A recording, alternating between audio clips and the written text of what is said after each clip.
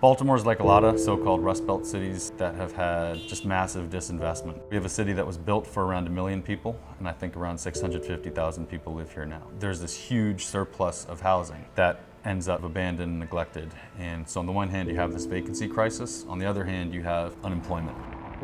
The problem with the vacant houses here in Baltimore is dramatic. Once a neighborhood drops down to a certain level of vacancy, it's almost destined to spiral down and die.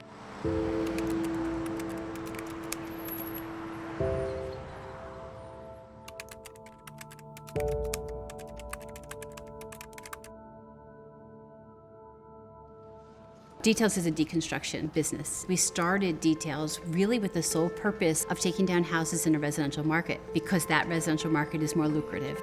We started thinking to ourselves, is there an opportunity to overlay a deconstruction model on the abandoned houses in Baltimore and create more opportunity for jobs in the communities in which most of our folks coming to us live? In traditional demolition, 2 guys can basically take down a whole block. With deconstruction, you really take time to take the building apart in the opposite order that it was put together. It creates a ton of jobs. If you want to employ people here in Baltimore City, we're coming out with significant social challenges, especially former incarceration. Deconstruction is a fabulous industry because low barrier to entry, gain a ton of skills. When Jeff and I had to figure out how we can make this work financially, because you have so many people employed, we had to really figure out what to do with the basic commodities. If we could just sell the brick and the wood inside those buildings, we might get enough net revenue to offset the cost of the labor. So what the key was how could we sell as much of that stuff as possible?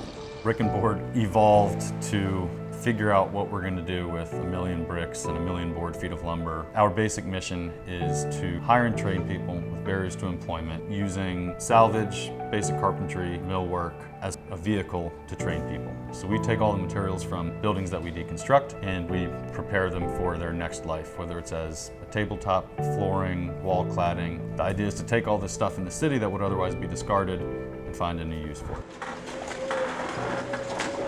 For like 10 years, all I knew was the street. Getting locked up, selling drugs, using drugs. I was just sick and tired of being sick and tired.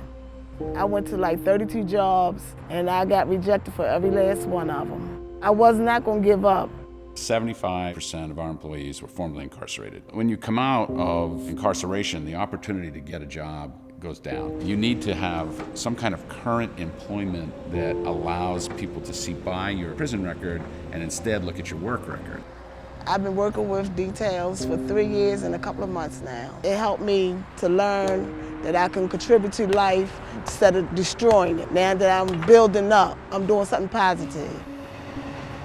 In the last 5 years, we've employed 175 or 180 people as subcontracting dollars. That's spurring other businesses to grow. Those are the things that make us a small but thriving economic engine for these neighborhoods. There was a point in this neighborhood where we were at 60% vacancy rates, and now it's at 7%. By eliminating a lot of those vacant houses, the opportunity for that neighborhood to take root and grow increases dramatically.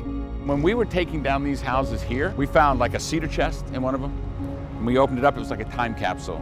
There were newspapers in there from the early 60s, recipe books.